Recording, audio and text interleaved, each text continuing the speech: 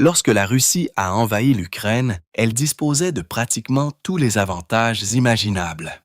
Elle avait l'armée la plus grande et la plus forte, le budget militaire le plus important, un équipement militaire plus puissant, plus d'expérience, des officiers supérieurs et des stratégies plus intelligentes, ce qui aurait dû se traduire par une victoire rapide et écrasante.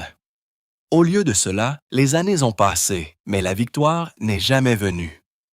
Aujourd'hui, la Russie a passé plus de temps à mener sa guerre contre l'Ukraine que l'armée rouge légendaire de l'Union soviétique n'en a passé à combattre les nazis pendant la Seconde Guerre mondiale. Et elle n'est pas plus proche de la victoire aujourd'hui qu'elle ne l'était en 2022. De plus, ses nombreux avantages ont été réduits un à un. Et même son dernier avantage, sa capacité à soutenir une longue guerre d'usure, commence lentement à devenir davantage une faiblesse coûteuse et insoutenable qu'un avantage. Donc, pour comprendre comment nous en sommes arrivés là et l'ampleur véritable et choquante de l'échec sans précédent de la Russie, il est d'abord important de revenir sur le déroulement de la guerre jusqu'à présent. En février 2022, le monde entier retenait son souffle alors que la Russie amassait son immense armée près des frontières de l'Ukraine. Confrontée à des obstacles presque insurmontables, Kiev semblait au bord de l'effondrement total. Les experts et les agences de renseignement du monde entier s'attendant à ce que la machine de guerre russe se déchaîne à travers la frontière à tout moment et écrase les maigres défenses que les Ukrainiens pourraient ériger. Presque personne ne s'attendait à ce que l'Ukraine soit en mesure de se défendre correctement. Pas contre une force aussi puissante et massive que la Russie, qui avait tant d'expérience militaire et une réputation si forte sur le champ de bataille. Avec le recul, il est facile de voir à quel point ces opinions se sont révélées fausses. À l'époque, cependant, elles avaient tout leur sens.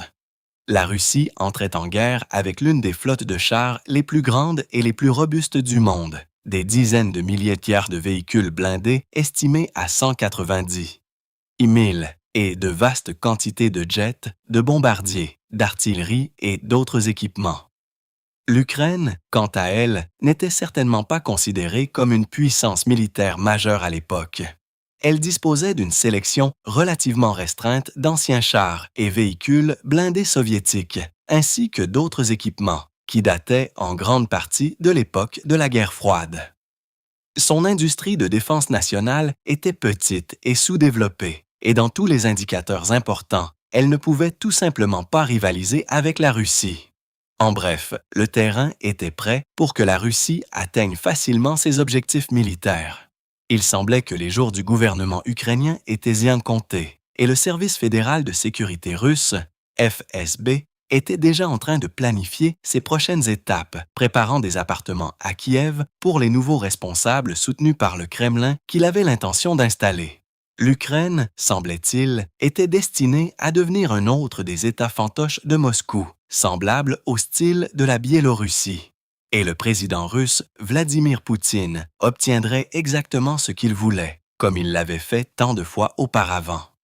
Cependant, comme l'histoire l'a prouvé tant de fois auparavant, la guerre est imprévisible. Ce n'est pas simplement une question de chiffres ou de savoir quel camp a la force la plus forte ou la plus grande. Au lieu de cela, la guerre est chaotique, dynamique et organique, changeante et évolutive au fil du temps et influencée par un vaste réseau de variables. Et même une force considérablement plus petite et plus faible peut surprendre le monde et défier les pronostics par le simple courage et la détermination, comme un animal blessé acculé. Et c'est exactement ce que l'Ukraine a fait. Alors que la Russie a réalisé des gains importants dans les premières étapes. Alors que l'Ukraine a initialement eu du mal à maîtriser le conflit, la situation a rapidement commencé à changer et toutes les hypothèses que la plupart du monde, y compris la Russie, avaient faites sur la guerre, ont rapidement commencé à s'effondrer avec ses nombreux avantages. Beaucoup s'attendaient à ce que l'armée massive de la Russie soit rapidement en mesure d'isoler les forces ukrainiennes, par exemple. Mais cela ne s'est pas produit, alors que d'innombrables Ukrainiens ont décidé de se porter volontaires et de défendre leurs terres. Même avec une expérience militaire minimale ou nulle, une multitude d'hommes et de femmes ont fait preuve d'un courage remarquable et d'une volonté réelle de donner leur vie pour leur pays. Les commandants russes pensaient également que la force écrasante de leur armée leur permettrait de marcher jusqu'à Kiev en quelques jours, seulement après l'invasion. Encore une fois, cela ne s'est pas produit. Malgré les pertes subies et le fait que ces citoyens soient victimes d'horribles crimes de guerre dans des endroits comme Boutcha, le pays s'est rallié contre l'invasion russe. Il a opposé une résistance farouche, se révélant être une noix beaucoup plus dure à craquer que le Kremlin n'aurait pu l'anticiper. Et l'Ukraine a également été aidée par l'arrogance de la Russie. Les commandants du Kremlin auraient pu et auraient peut-être dû tirer davantage parti de leur avantage initial, en utilisant leurs forces aériennes beaucoup plus importantes et plus fortes pour prendre le contrôle du ciel et ouvrir la voie à de nouveaux gains. Au lieu de cela, ils sont entrés en guerre en croyant presque qu'ils gagneraient par défaut et ont donc commis de nombreuses erreurs en cours de route. Ils n'ont pas su capitaliser sur leurs gains initiaux, n'ont jamais vraiment atteint la supériorité aérienne et ont commencé à perdre un grand nombre de chars, de véhicules et de troupes en raison d'un manque de planification tactique et de prévoyance. Soudain, les nombreux avantages de la Russie ne semblaient plus aussi importants et influents qu'ils ne l'avaient semblé au départ. Et ils n'ont fait que diminuer davantage lorsque les pays occidentaux se sont ralliés et sont venus en aide à l'Ukraine. En envoyant des missiles au système de défense aérienne pour aider l'Ukraine non seulement à défendre son territoire et son espace aérien contre les attaques russes, mais aussi à riposter contre son ennemi. Ce qui aurait dû être une brève opération militaire spéciale était sur le point de devenir une guerre conventionnelle de longue durée, avec toutes les pertes et les complications que cela implique. Aucun des deux camps n'était vraiment préparé à cela, et le rapport de force a lentement mais sûrement commencé à pencher en faveur de l'Ukraine. Ses rangs ont également commencé à gonfler à mesure que de plus en plus de volontaires rejoignaient le combat, égalisant les chances contre l'énorme armée russe. Kiev a également commencé à bénéficier des informations précieuses des agences de renseignement occidentales tout en débloquant de nouvelles capacités offensives et défensives à mesure que davantage d'armes et de systèmes étaient livrés depuis des endroits comme les États-Unis, le Royaume-Uni, l'Allemagne et la France. L'Ukraine a même réussi à lancer quelques opérations offensives de son propre chef dans des régions comme Kherson et Kharkiv. En réponse, Moscou est devenu de plus en plus désespéré. Il a lancé une mobilisation partielle, envoyant des centaines de milliers de soldats supplémentaires au front tout en investissant massivement dans l'expansion de son industrie de défense militaire. Il a finalement remporté une victoire notable dans la bataille de Bakhmout après de nombreux mois de conflits brutals et sanglants. Mais la guerre est effectivement entrée dans une sorte d'impasse à partir de ce moment-là, la Russie ne réalisant que de petits gains ici et là, mais ayant du mal à capturer une seule ville importante ou cité digne de mention. Pendant ce temps, l'Ukraine a trouvé des moyens d'annuler ou de contrer presque tous les avantages dont disposait la Russie. L'immense puissance de la vaste armée de chars russes, par exemple, a été rapidement contrée par l'utilisation astucieuse de mines, de drones et d'autres armes anti-chars par l'Ukraine, ce qui a forcé les commandants du Kremlin à repenser leur tactique. La Russie avait également un avantage énorme dans les airs au début de la guerre, avec une force aérienne de loin supérieure et plus forte. Elle aurait pu l'utiliser pour prendre le contrôle du ciel au-dessus de villes comme Kiev et Kharkiv. Encore une fois, cependant, l'Ukraine a trouvé des moyens d'éliminer cet avantage, en mettant en place l'un des réseaux de défense aérienne multicouches les plus intelligents et les plus solides au monde, comprenant des radars et des systèmes de missiles avancés aux tourelles à intelligence artificielle et aux équipes de défense mobile. En termes d'artillerie également, La Russie est entrée en guerre avec une quantité inégalée de systèmes et de munitions. Ses commandants avaient l'intention de s'appuyer fortement sur leur énorme puissance d'artillerie, bombardant sans relâche les bastions ukrainiens afin de submerger et d'user leurs adversaires au fil du temps. Encore une fois, l'Ukraine a trouvé un moyen avec l'aide de ses alliés et de ses propres innovations nationales. Elle a trouvé des moyens de riposter, de localiser et de détruire les stocks russes et les dépôts de munitions, donnant au Kremlin beaucoup moins d'obus à utiliser. Même lorsque la Russie pensait avoir trouvé un nouvel avantage, l'Ukraine trouvait systématiquement un moyen de le contrer. Lorsque la Russie a investi massivement dans la guerre des drones, par exemple, et a commencé à lancer des dizaines, puis des centaines de drones vers les villes ukrainiennes chaque nuit, les commandants de Kiev ont trouvé des moyens plus efficaces et plus performants de se défendre contre eux, avec l'aide de leurs alliés occidentaux. L'Ukraine est ensuite allée encore plus loin, en développant sa propre industrie nationale de drones, en lançant des attaques contre des cibles russes, en dévastant tout, des raffineries de pétrole aux bases aériennes. Un par un, Kiev a sapé presque tous les avantages conventionnels de la Russie en termes de masse, de blindage, de puissance aérienne et de puissance de feu.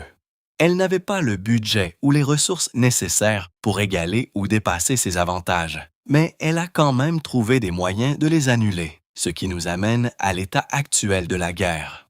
Et le dernier avantage de Poutine, qui s'amenuise rapidement, est la capacité de son pays à poursuivre une guerre d'usure semaine après semaine, mois après mois. Mais avant d'aller plus loin, si c'est le genre d'informations que vous voulez obtenir, assurez-vous de vous abonner à l'émission militaire. Nous décortiquons les choses comme ça chaque semaine. Maintenant, dès qu'il est devenu clair que la conquête de l'Ukraine allait prendre beaucoup plus de temps que prévu initialement, de nombreux experts militaires ont continué de penser que la Russie serait finalement en mesure de se frayer un chemin vers la victoire. En effet, même face à de multiples vagues de sanctions économiques et subissant de lourdes pertes sur le champ de bataille, Moscou a constamment fait preuve d'une capacité remarquable à simplement continuer. Lorsque des centaines de milliers de ses soldats ont été tués ou blessés, elle a mis au point des méthodes efficaces pour continuer à en recruter d'autres afin de les remplacer. Lorsque des chars et des véhicules blindés ont été détruits, elle s'est tournée vers ces vastes stocks soviétiques pour en trouver d'autres. Lorsque d'anciens alliés se sont détournés, elle a renforcé ses liens avec d'autres pays comme l'Iran et la Corée du Nord pour maintenir sa machine de guerre à flot. Et même lorsque son économie a été poussée à son point de rupture, elle s'est en quelque sorte démêlée et a trouvé des solutions pour éviter une récession sans précédent. Mais le temps continue de passer. Les pertes continuent de s'accumuler et les progrès sur le terrain restent remarquablement lents. Tant que cela continue, l'avantage de la Russie continuera de s'éroder, et c'est exactement ce sur quoi l'Ukraine compte. En effet, toute la stratégie de l'Ukraine consiste à rendre la guerre aussi futile et insoutenable que possible pour la Russie. Les commandants de Kiev savaient qu'ils n'allaient jamais réellement gagner une guerre contre un adversaire aussi grand et puissant. Au lieu de cela, ils se sont concentrés sur la réduction des pertes territoriales, en augmentant le nombre de victimes russes autant que possible et en infligeant le plus de dégâts possible à l'économie russe, principalement par le biais de frappes de drones et de missiles sur des cibles de grande valeur, comme les raffineries de pétrole et les dépôts de carburant. Moscou, quant à elle, continue de s'appuyer sur cette même stratégie de force brute et de puissance écrasante sur laquelle elle a fondé ses espoirs depuis le premier jour. Elle continue d'exercer une pression le long des lignes de front, s'attendant à ce qu'à terme, de grandes percées se produisent ou que l'Ukraine subisse suffisamment de dommages infrastructurels et de pertes économiques pour que ses dirigeants acceptent de mettre fin à la guerre. Le problème est que l'avantage de Moscou en termes d'effectifs n'est plus aussi efficace qu'il l'était autrefois. Et voici pourquoi. Dans les premières étapes de la guerre, les lignes de front étaient clairement définies, ce qui a permis aux commandants russes de planifier précisément leurs prochaines actions et de lancer des assauts à grande échelle contre les positions ukrainiennes. Au fur et à mesure que la guerre a progressé, la dynamique du champ de bataille a considérablement évolué, atteignant un point où les lignes de front ne sont plus définies, mais vagues et poreuses à la place. Il n'est plus clair quel camp détient quelle portion de terrain, toute la zone de la ligne de front ressemblant davantage à une zone de mort nuageuse et amorphe, dominée par des drones avec des poches de fortifications ukrainiennes ici et là et de petites escouades russes faisant de leur mieux pour les encercler. Les routes ici sont couvertes de filets anti-drones. Les véhicules sont équipés de systèmes de guerre électroniques et les véhicules de transport de troupes sont couverts de filets et de pointes et d'autres défenses de fortune dans une tentative désespérée de résister aux attaques de drones. En bref, toute la zone est un gâchis sanglant et brutal. Et bien que les deux camps aient passé une grande partie de leur temps à se battre pour en prendre le contrôle tout au long de l'année 2025, les deux ont eu du mal à affirmer une quelconque domination. Mais c'est en fait une bien meilleure nouvelle pour l'Ukraine que pour la Russie. Parce que tant que les troupes et les ressources russes sont bloquées dans la zone de destruction, elles ne font aucun progrès réel, ni ne prennent le contrôle d'endroits vraiment cruciaux qui leur permettraient de progresser vers la victoire. Au lieu de cela, elles ne font que jeter plus d'hommes et de ressources dans le hachoir à viande, affaiblissant ainsi leurs forces petit à petit. Et si la Russie persiste dans sa stratégie actuelle, ses pertes ne feront qu'augmenter avec très peu de résultats en retour. Parce que cette approche ne fonctionne pas. L'utilisation de petits groupes d'infanterie et de troupes légèrement motorisées pour contourner les positions ukrainiennes ne suffit tout simplement pas à générer un élan suffisant. Même si ces petites escouades parviennent à échapper aux drones assez longtemps pour percer les défenses ennemies, ces brèches sont trop petites pour se transformer en véritables percées. En tant que telle, la puissante offensive structurée de la Russie, qui a déferlé sur les frontières terrestres de l'Ukraine et capturé de vastes étendues de terre dans les premières semaines et les premiers mois de la guerre, a dégénéré en un bourbier désordonné et directionnel, totalement incapable de générer des gains réels. Et ce n'est pas le seul problème. Pendant des années, il n'était pas forcément important que les tactiques de la Russie soient inutiles et imprudentes, ou qu'elles subissent un nombre colossal de pertes.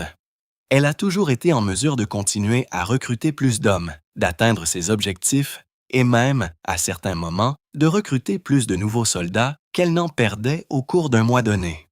Elle a procédé de différentes manières, notamment en offrant des incitations financières importantes aux hommes valides qui étaient prêts à se battre, ainsi qu'en exploitant les populations minoritaires ethniques, en menaçant les immigrants d'expulsion s'ils ne s'inscrivaient pas, et même en sortant des prisonniers de leurs cellules et en les envoyant également sur les lignes de front.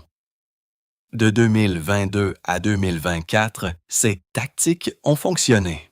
Le recrutement était si important, en fait, que la Russie a été en mesure d'étendre son armée, qui est passée d'environ 190 000 au début de la guerre à environ 1,3 million en 2025. Cependant, tout au long de l'année 2025, une grande partie du recrutement russe, qui s'élevait à environ 30 000 nouveaux visages chaque mois, a été utilisée uniquement pour remplacer les pertes au combat. En d'autres termes, l'armée a finalement cessé de grossir. Puis, elle a commencé à diminuer. À la fin de l'année, le nombre de pertes irrécupérables, c'est-à-dire celles qui avaient été tuées ou trop gravement blessées pour avoir une chance de revenir au combat, a commencé à dépasser le nombre de nouvelles recrues. La Russie a toujours un avantage important en termes d'effectifs sur l'Ukraine, mais son armée n'est plus en mesure de s'étendre indéfiniment ou de contrebalancer son flux constant de pertes. Au lieu de cela, il semble qu'à moins que le pays ne parvienne à résoudre d'une manière ou d'une autre sa crise de recrutement imminente, ses effectifs vont maintenant commencer à diminuer et chaque perte sera d'autant plus dure. Et le Kremlin aurait dû le voir venir. Depuis des années, il se vante d'être capable de résister aux sanctions occidentales et de continuer à se battre année après année, quoi qu'il arrive. Il a présumé avec arrogance que son peuple continuerait à s'inscrire volontairement, se laissant expédier vers sa perte à Donetsk et dans d'autres régions occupées. Mais les attitudes ont lentement commencé à changer. Beaucoup de Russes qui sont réellement prêts à accepter de l'argent et à se battre dans la guerre l'ont déjà fait. Et ceux qui restent sont en grande partie des personnes qui n'ont aucun intérêt à s'inscrire à ce qu'ils considèrent comme une mission suicide futile. Moscou doit maintenant recourir à d'autres moyens pour maintenir ses effectifs à niveau. Elle a déjà été contrainte de rappeler des réservistes afin de protéger les sites importants d'infrastructures contre les attaques de drones ukrainiens. Mais même un pays d'une telle taille n'a pas un nombre infini de personnes à appeler. La qualité de son personnel a également commencé à baisser, un grand nombre des recrues les plus récentes ayant peu ou pas d'expérience militaire, ce qui rend encore plus difficile pour les commandants du Kremlin d'orchestrer des manœuvres offensives efficaces. Cela ne signifie pas nécessairement que Moscou est à court d'hommes, mais il lui essaie de plus en plus difficile de les recruter, et il perd plus qu'il ne gagne. Plus cela dure, plus la machine de guerre du pays en souffrira. Les unités individuelles devenant plus faibles et de plus en plus déséquilibrées à mesure que les pertes au combat continuent d'augmenter. En conséquence, il deviendra encore plus difficile pour Moscou de réaliser les percées qu'il souhaite si désespérément, et la perspective d'une quelconque victoire deviendra plus lointaine et inaccessible. Poutine, quant à lui, est coincé entre le marteau et l'enclume. Il est allé trop loin dans la guerre pour faire marche arrière maintenant, et l'économie de son pays est devenue trop étroitement liée au complexe militaro-industriel. S'il agitait le drapeau blanc ou ordonnait une sorte de retraite, il serait confronté à une ruine absolue. En même temps, malgré ses déclarations publiques vantardes, les faits sont là, sous ses yeux. Son armée ne fait pas les progrès nécessaires sur le terrain, et elle s'affaiblit de jour en jour. À cela s'ajoute le fait que l'Ukraine continue de mener des frappes régulières sur les infrastructures russes, perturbant l'approvisionnement en carburant du pays, endommageant son économie et paralysant encore davantage sa machine de guerre. Tout cela rend plus difficile pour Moscou de soutenir financièrement la guerre, laissant le pays confronté à un déficit croissant, à de nombreuses crises budgétaires régionales, à la chute des prix du pétrole et à la baisse des revenus. Avec l'intensification des sanctions occidentales, les problèmes s'accumulent. Mais il n'existe absolument aucune solution à laquelle Poutine puisse s'accrocher. Il est pris au piège d'une guerre impossible à gagner. Et bien qu'il ait peut-être, encore pour l'instant, l'argent et les ressources nécessaires pour la faire durer au moins un peu plus longtemps, il n'a aucun espoir de sortir de cette situation d'une manière positive. Cela ne peut que mal se terminer pour lui et son pays. Et la seule carte qui lui reste est de simplement la faire durer le plus longtemps possible, retardant ainsi sa disparition inévitable. En 2025, le président russe avait deux grands espoirs.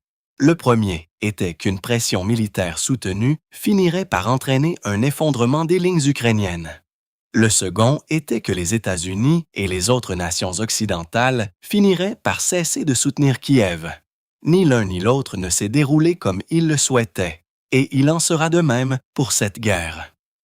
Les troupes russes commencent également à s'en rendre compte, et de plus en plus d'entre elles se retournent contre le Kremlin et expriment leur colère envers Poutine, ce que vous pouvez découvrir dans cette vidéo.